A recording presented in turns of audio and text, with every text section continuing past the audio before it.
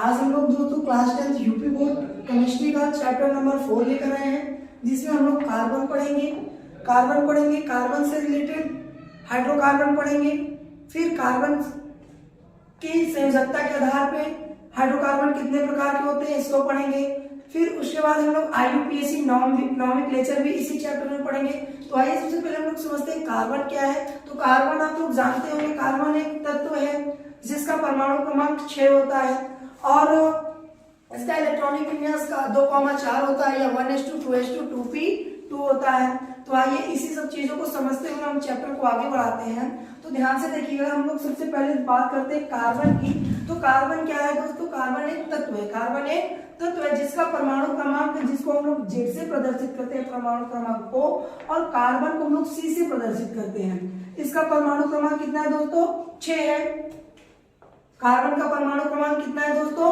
6 है। और इसका इलेक्ट्रॉनिक विन्यास जब हम करते हैं तो आप बाउ के नियम से करते हैं तो हम देखते हैं 1:2 2:2 2p2। अब p में हमारे कितने होने चाहिए? टोटल इलेक्ट्रॉन 6 होने चाहिए, लेकिन इसमें कितने हैं? 2। मतलब कार्बन को 4 इलेक्ट्रॉन्स की क्या है? कमी है। किस लिए कमी है? अपने को स्थायित्व बनाने के लिए। अगर हम कार्बन का एक इलेक्ट्रॉनिक विन्यास 2,4 से करते हैं तो इसमें हम डायरेक्ट देख पाते हैं कि कार्बन का अष्टक के नियम के अनुसार आखिरी कक्षा में कितने इलेक्ट्रॉन होने चाहिए? 8 इलेक्ट्रॉन होने चाहिए। कितने इलेक्ट्रॉन होने चाहिए? 8 इलेक्ट्रॉन होने चाहिए। लेकिन इसमें कितने इलेक्ट्रॉन है? 4 है। मतलब इसको कितने की कमी है? 4 की और कमी है। अब कार्बन अपने को अपने अष्टक के नियम फॉलो करने के लिए या तो कार्बन किसी को 4 इलेक्ट्रॉन दे देगा, या तो किसी से 4 इलेक्ट्रॉन ले लेगा, या तो किसी से कार्बन इलेक्ट्रॉन की क्या कर लेगा? साझेदारी कर लेगा। तो ध्यान से देखिएगा, इसमें कार्बन इलेक्ट्रॉनों की साझेदारी करके बंध बनाता है। आप लोग पढ़ चुके होंगे, क्या पढ़ चुके होंगे? बंध के प्रकार। पहला आइए मैं आपको बंध के प्रकार भी थोड़ा सा रिवाइज करवा रहा हूँ। आप लोग पढ़ चुके होंगे, पहला बंध पढ़े होंगे आयनिक बंध। आयनिक बंध क्या होता है? तो ध्यान से सुनिएगा, आयनिक बंध क्या होता है? इसके नाम में ही इसकी डिफिनेशन छुपी हुई है। इसके नाम में देखिए इसकी डिफिनेशन छुपी हुई है। जब दो विपरीत आवेशित तत्व क्या होते हैं? आवेशित तत्व आपस में आकर्षण बल के द्वारा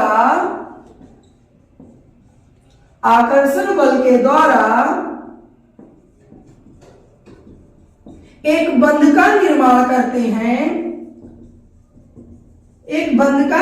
करते हैं, तो उसे हम लोग क्या बोलते हैं दोस्तों? आयनिक बंध। आयनिक बंध क्लियर हो गया। जैसे इसका एग्जांपल हम लोग को देखने को मिलता है NaCl। क्या हमको देखने को मिलता है? NaCl। तो ध्यान से देखिएगा, NaCl क्या है?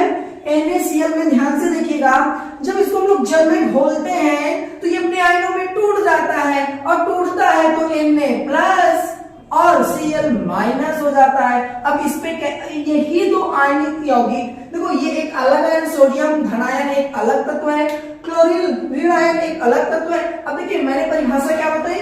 जब दो विपरीत आवेशित तत्व, ये एक अलग तत्व है, ये एक अलग तत्व है। अब इसमें विपरीत आवेशित मतलब इसमें प्लस है, तो इस पे कैसा आवेश है? माइनस। आपस में आकर्षण बल के द्वारा जुड़ गए। अब आप लोग जानते ही हो, विपरीत आवेश एक दूसरे क्या करते हैं? आकर्षित करते हैं। तो यहाँ पे जब Na+ Cl- दोनों करीब आते हैं तो ये एक दूसरे को आकर्षित करने लगते हैं, और आकर्षित करते हुए जब एक बंध का निर्माण करके आपस में जुड़ जाते हैं तो उसी बंध को हम लोग क्या बोलते हैं दोस्तों? आयनिक बंध बोलते हैं। इसमें NaCl किस बंध के द्वारा जुड़ा है? तो आयनिक बंध के द्वारा जुड़ा है। अब दूसरा हमारा क्या है दोस्तों?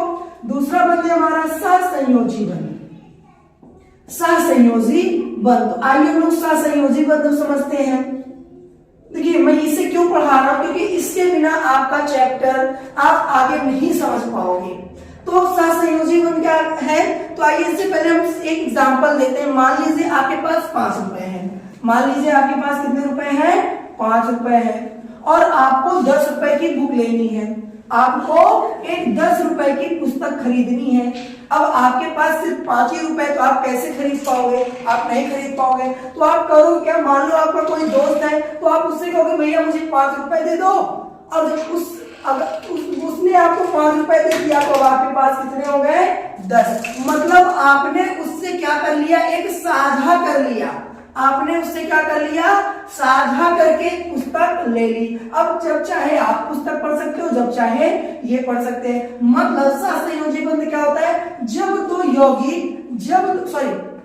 जब दो तत्व आपस में इलेक्ट्रॉनों का क्या करते हैं? साझा करते हैं, और साझा करने के बाद एक बंध का निर्माण करते हैं, तो उसे हम लोग सहसंयोजी बंध कहते हैं। फॉर एग्जाम्पल इसमें देखिएगा, जैसे कार्बन है हमारा, कार्बन के बाह्यतम कोश में कितने इलेक्ट्रॉन? 4 इलेक्ट्रॉन। अब इसको अष्टक का नियम पूरा करना है, तो अब ये कहता है मेरे साथ 4 हाइड्रोजन आओ, मेरे साथ 4 हाइड्रोजन आओ, और आपस में क्या कर लो? सहसंयोजन कर लो। मतलब मेरे से जुड़ जाओ, मेरे साथ इलेक्ट्रॉनों का क्या कर लो? साझेदारी कर लो। तो ध्यान से देखिएगा, ये हाइड्रोजन के पास एक इलेक्ट्रॉन, ये एक और हाइड्रोजन इसके पास एक इलेक्ट्रॉन, ये एक और हाइड्रोजन इसके पास भी एक इलेक्ट्रॉन, ये एक और हाइड्रोजन इसके पास भी एक इलेक्ट्रॉन। अब देखिए कार्बन के बाह्यतम कोश में 4 इलेक्ट्रॉन, हाइड्रोजन के बाह्यतम कोश में 4 इलेक्ट्रॉन। अब होता क्या है, ये कार्बन इस हाइड्रोजन से, ये कार्बन अपने एक इलेक्ट्रॉन को इस हाइड्रोजन के इलेक्ट्रॉन से साझा करके एक बंध बना लेता है, जिसे हम लोग क्या बोलते हैं? सहसंयोजी बंध।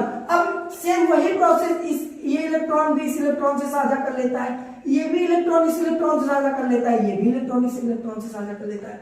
अब ध्यान से देखिएगा, अब हाइड्रोजन तो अपने आखिरी कक्षा में 2 इलेक्ट्रॉन पूर्ण करना चाहता है। जब हाइड्रोजन ने कार्बन से इलेक्ट्रॉन की साझेदारी की, तो देखिए हाइड्रोजन का 2 कंप्लीट, कार्बन का 4 है, 5 हो गया, 5 है 6, 6 7 7 है 8।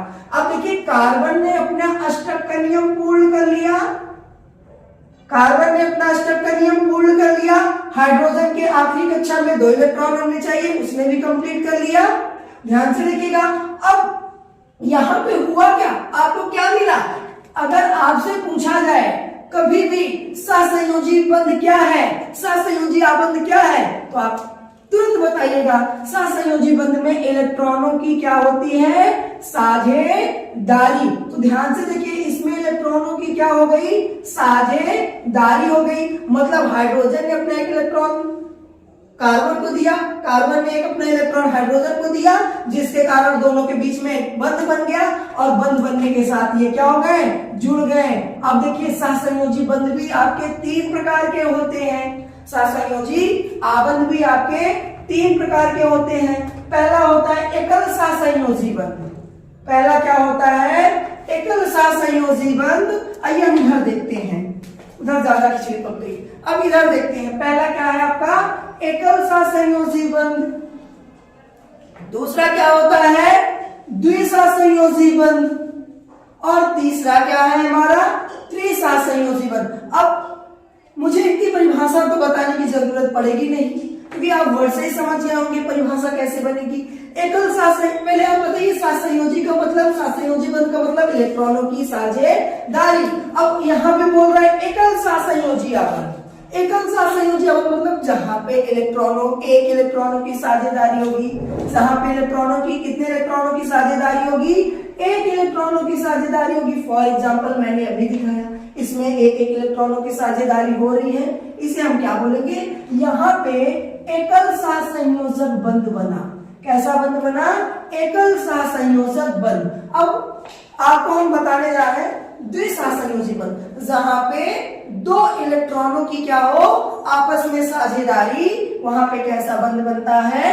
द्विसहसंयोजी बंध। इसका एग्जांपल आपको ऑक्सीजन में देखने को मिलेगा। जैसे ध्यान से देखिएगा, ये ऑक्सीजन 2 ऑक्सीजन है।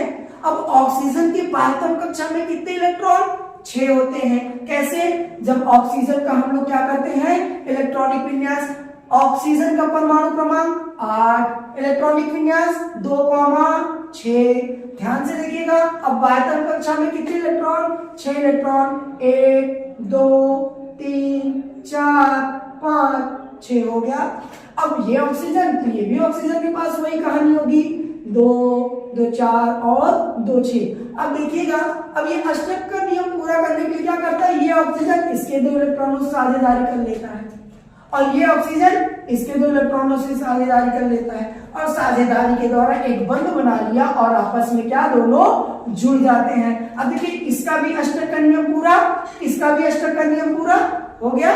तो द्विसहसंयोजी बंध क्या होता है, जहां पर 2 इलेक्ट्रॉन, 2 तत्व आपस में 2 इलेक्ट्रॉनों की साझेदारी करके एक बंध का निर्माण करते हैं, उसे हम लोग क्या बोलते हैं, द्विसहसंयोजी आबंध।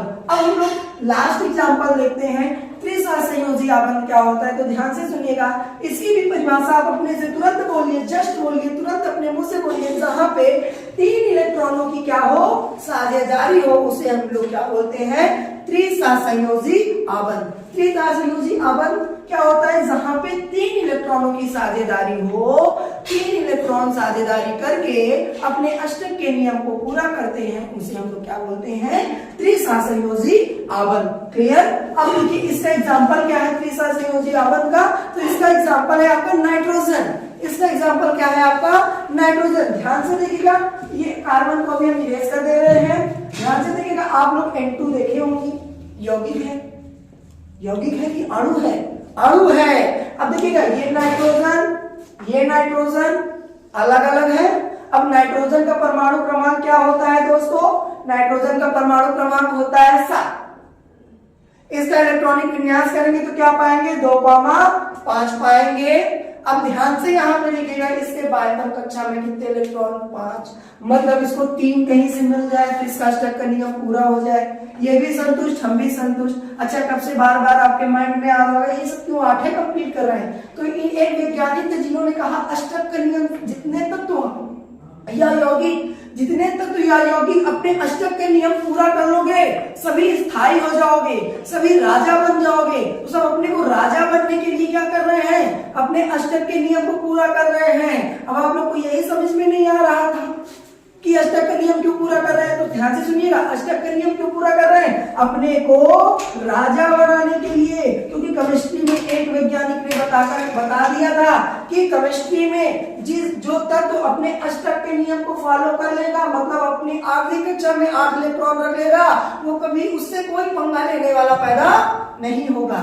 समझ में आई बात? इसीलिए सब अपनी क्या कर रहे हैं, अपना अष्टक का नियम पूरा कर रहे हैं। तो आइए हम लोग नाइट्रोजन पे देखते हैं। नाइट्रोजन के बाह्यतम कक्षा में 5 इलेक्ट्रॉन, कितने इलेक्ट्रॉन, 5 इलेक्ट्रॉन, 1 2 3 4 5। ये वाला भी हम यही बना दे रहे हैं, थोड़ा और अच्छा लिखें। ये 2 3 1 2।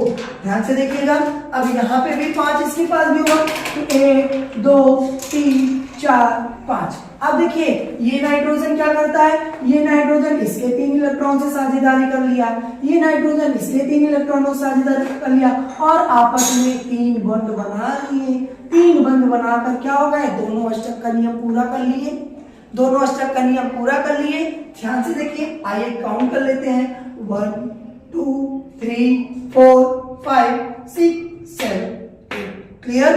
अष्टक का नियम इसका कंप्लीट। अब इस नाइट्रोजन को देखते हैं, 1 2 3 4 5 6 7 8 और दोनों ने बंध बनाकर क्या बना लिया, N2। तो आई होप आज आपको सहसंयोजी आबंध और आयनिक आबंध पूरा अच्छे से समझ में आया होगा। अब हम मिलते हैं अपने नेक्स्ट वीडियो में एक अच्छा सा टॉपिक लेकर, जिसमें हम लोग हाइड्रोकार्बन के बारे में चर्चा करेंगे। अगर समझ में आया हो तो चैनल को लाइक, सब्सक्राइब, शेयर जरूर करें। धन्यवाद।